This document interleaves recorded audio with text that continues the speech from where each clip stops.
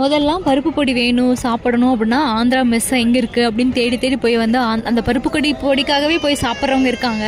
இப்போ வந்துட்டு நம்ம தமிழ்நாட்டில் வந்துட்டு நிறைய ரெஸ்டாரண்ட்லேயும் இருக்கட்டும், ஹோட்டல்லையும் இருக்கட்டும், இப்போ பருப்பு பொடி ஒரு மஸ்டான ஒரு இன்க்ரீடியண்ட்டாக வந்து நம்ம ரெசிபியை ஆட் பண்ண ஆரம்பிச்சிட்டாங்க. ஸோ வீட்லேயே வந்துட்டு அந்த டெக்ஸ்சரு அந்த ஃப்ளேவர்லாம் மாறாமல் அப்படியே எப்படி செய்கிறதுன்னு பார்க்கலாங்க. அதுக்கு முதல்ல வந்துட்டு அரை கப்பு துவரம்பு, 1/4 கப் பாசிப்பயிறு, பொட்டுக்கடலை, கடலைப்பருப்பு இதெல்லாமே எடுத்துக்கோங்க. தென் வந்து 1 டீஸ்பூன் வந்துட்டு மிளகு, சீரகம், கருவேப்பிலை, அப்போ வந்து 15 வரமிளகாய், கலருக்காக வந்து 4-5 காஷ்மீரி சில்லி ஆட் பண்ணியிருக்கேன், பெருங்காயம், உப்பு, புளி, தென் வந்து பூண்டு தட்டி எடுத்துக்கோங்க.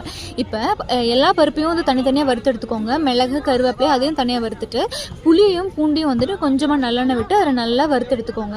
கலர் சேஞ்ச் ஆகி வந்ததுக்கப்புறமா எடுத்து வச்சுக்கோங்க. அதே மாதிரி கருவேப்பிலையும் வறுத்து எடுத்துக்கோங்க. கொஞ்சமாக பெருங்காயம் ஆட் பண்ணிவிட்டு நல்லா ஆறிட்டுருங்க. ஆறினதுக்கப்புறமா வந்துட்டு மிக்ஸி ஜாரில் போட்டுட்டு நல்லா ஃபைன் பவுடராக அரைக்கணுங்க. குறக்குறனா இருக்கக்கூடாது. நல்லா பவுடராக அரைச்சி எடுத்ததுக்கப்புறமா ஒரு அகலமான பாத்திரத்தில் தட்டத்திலே போட்டு ஆற விட்டுடுங்க.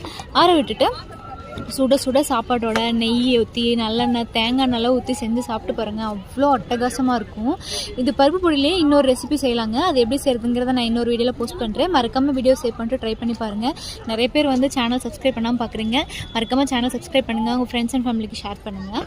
இதே மாதிரி இன்னொரு ரெசிபியில் பார்க்கலாம். until then see you, bye bye.